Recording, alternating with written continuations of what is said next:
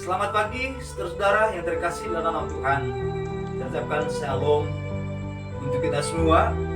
Dan kita bersyukur karena Tuhan menjaga berkati kita sepanjang malam. Dan kita bangun di pagi hari dengan tubuh sehat. Kita percaya hari ini menjadi hari yang penuh berkat bagi kita. Mari kita berdoa untuk kita membaca firman Tuhan.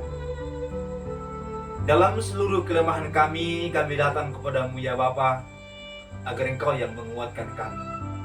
Dalam seluruh kekurangan kami datang kepadamu agar Engkau memperlengkapi kami. Teristimewa ketika kami membaca, merenungkan firman-Mu. Berikanlah kami kemampuan memahaminya dan juga mampukan kami melakukannya. Dalam nama Tuhan Yesus kami berdoa. Amin. Saya minta kepada salah satu di antara kita membaca firman Tuhan dari 1 Petrus pada pasal yang keempat ayat 7-11. Mari kita membacakan firman Tuhan yang terambil dari firman Tuhan 1 Petrus pasal 4 ayatnya yang ke-7 sampai ayatnya yang ke-11. Judul perikop dalam lembaga Alkitab kita, Hidup Orang Kristen. Kesudahan segala sesuatu sudah dekat. Karena itu, kuasailah dirimu dan jadilah tenang, supaya kamu dapat berdoa. Tetapi yang terutama, kasihilah sungguh-sungguh seorang yang akan yang lain, sebab kasih menutupi banyak sekali dosa. Berilah tumpangan seorang akan yang lain dengan tidak bersungut-sungut. Layanilah seorang akan yang lain sesuai dengan karunia yang telah diperoleh tiap-tiap orang sebagai pengurus yang baik dari kasih karunia Allah. Jika ada orang yang berbicara, baiklah ia berbicara sebagai orang yang menyampaikan firman Allah. Jika ada orang yang melayani, baiklah ia melakukannya dengan kekuatan yang dianugerahkan Allah, supaya Allah dimuliakan dalam segala sesuatu karena Yesus Kristus. Ialah yang mempunyai kemuliaan dan kuasa sampai selama-lamanya. Amin. Amin. Yang berbahagialah setiap orang yang mendengar dan melakukan firman Tuhan. Saudara-saudara yang terkasih nama Tuhan, dari pembacaan ini kita merenungkan sebuah tema, hidup seorang Kristen di masa pandemi ini. Saudara-saudara, sebagai seorang anak Tuhan, kita harus jeli memandang situasi dan kondisi kita, bahwa semakin hari dunia semakin dilanda kesulitan dan kesusahannya. Pandemi COVID-19 ini terus menjalar sampai kemana-mana. Hari ini saya mendengarkan berita bahwa seluruh DKI Jakarta dikatakan sudah zona merah. Belum lagi daerah-daerah lain. Ini menunjukkan bahwa kesulitan, tantangan masih berat.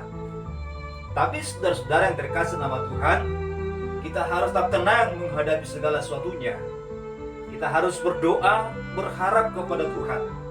Dan Tuhan yang mampu menolong kita melewati berbagai macam kondisi dan situasi yang super rumit ini. Di dalam kesulitan, Tuhan mampu memberikan pertolongan kepada anak-anaknya. Saudara-saudara yang terkasih nama Tuhan, bagian yang kita baca mengingatkan kita, firman Tuhan datang kepada anak-anak Tuhan pada masa itu yang berbicara sampai kepada masa sekarang, bahwa kesudahan segala sesuatunya sudah dekat. Oleh karena itu, kuasailah dirimu agar kita dapat tenang dan kita dapat berdoa. Orang yang tidak dapat tenang, maka dia tidak dapat berdoa dengan baik. Oleh karena itu, walaupun kondisi situasi lingkungan kita, bahkan juga situasi keluarga kita, ekonomi kita, pribadi kita, dunia yang sedang bergoncang, walaupun semua itu bergelora, Jika kita bisa menguasai diri kita, menguasai hidup kita, tetap tenang, tetap percaya, Tuhan masih ada memberikan pertolongan kepada saudara dan kepada saya. Itulah yang akan memampukan kita untuk berdoa. Orang-orang yang tidak memiliki pengharapan yang demikian, dia akan menjadi lemah dan frustasi dan tidak lagi mengharapkan kekuatan Tuhan. Dan pada akhirnya dia semakin down dan semakin down. Saudara-saudara yang terkasih nama Tuhan, tentu yang terus katakan pada bagian ini, firman Tuhan pada bagian ini, tentu yang dimaksudkan bahwa kesudahan segala sesuatunya bukan sekedar tentang seperti apa yang kita alami sekarang, tapi ingatlah bahwa kesulitan, tantangan, goncangan adalah merupakan tanda yang datang dari Tuhan tentang hari-harinya Tuhan sudah semakin mendekat. Kita sering mendengarkan baik ungkapan, puisi, syair, bahkan juga lagu bahwa kesudahan segalanya sudah mendekat, bahwa dunia sudah semakin tua. Saudara-saudara, firman Tuhan berbicara pada kita pada hari ini mengingatkan kita bahwa memang waktunya sudah semakin dekat. Kita tidak tahu kapan waktu Tuhan, kapan segalanya akan berakhir. Kita sungguh tidak tahu. Tetapi dalam ketidaktahuan kita tentang waktu, justru itulah yang harus membuat kita tetap tenang. Justru itulah yang harus membuat kita tetap beribadah, tetap memuliakan Tuhan, tetap melayani Tuhan. Oleh karena itu diingatkan kepada kita di situasi-situasi seperti ini, di situasi-situasi yang sulit seperti sekarang ini, maka dikatakan kita harus tetap berdoa dan berdoa dengan sungguh-sungguh kepada Tuhan. Dan di tengah-tengah kondisi yang sulit, kita harus menunjukkan kasih yang sungguh-sungguh kepada saudara-saudara kita yang lain. Itu dikatakan pada kita pada ayat yang ke-8. Karena saudara-saudara terkasih nama Tuhan, dikatakan pada bagian ini kasih menutupi banyak dosa. Karena kasih Allah akan dunia ini, karena kasih Allah kepada saudara dan kepada saya, ketika Kristus mengorbankan dirinya, maka hutang dosa kita telah diselesaikan. Saudara-saudara, jadi kasih menutupi banyak dosa. Demikianlah yang dimaksudkan. Kasih Allah yang besar ditunjukkan kepada saudara, menutupi dosa-dosa saudara, dosa-dosa saya. Oleh karena itu kasihilah juga yang lain, agar dengan kasih yang Anda tunjukkan dan saya tunjukkan kepada orang lain, mereka juga akan menemukan Kristus dari setiap kasih yang kita perlakukan atau praktekkan. Mereka boleh melihat gambaran kasih Kristus, dan itu membuat mereka datang kepada Kristus Tuhan untuk pengampunan dosa mereka. Saudara-saudara, firman Tuhan bagian ini juga mengatakan kepada kita, berilah tumpangan bagi orang lain, seorang akan yang lain. Memberi tumpangan adalah sesuatu hal yang biasa dilakukan pada zaman perjanjian baru, karena transportasi yang belum begitu lancar seperti zaman kita sekarang. Oleh karena itu jika ada perjalanan, maka banyak orang akan mencari tumpangan untuk menginap, untuk menunggu besok hari melanjutkan perjalanannya. Saudara-saudara yang terkasih nama Tuhan, berilah tumpangan. Itu berarti bantulah orang lain yang membutuhkan tempat untuk bernaung. Berkatilah mereka dengan memberi tumpangan bagi mereka. Dan lakukan itu jangan bersungut-sungut, tetapi dengan ketulusan, dengan hati yang sungguh menolong orang lain. Di zaman-zaman kita saat ini, banyak orang membutuhkan pertolongan Tuhan. Maka Tuhan menghendaki agar Anda dan saya menjadi alat Tuhan menunjukkan pertolongan itu, saudara yang terkasih nama Tuhan. Kemudian saudara-saudara yang terkasih nama Tuhan, dikatakan juga pada bagian ini, layanilah seorang akan yang lain. Sebagai seorang pengurus kasih karunia Allah, yaitu pengurus pelayanan kemuliaan bagi nama Tuhan. Kita harus melayani satu dengan yang lain, saling melayani, saling mendukung, saling mengingatkan, saling mendoakan satu dengan yang lain. Di tengah-tengah masa pandemi ini, kita disadarkan bahwa kita tidak bisa hidup sendiri.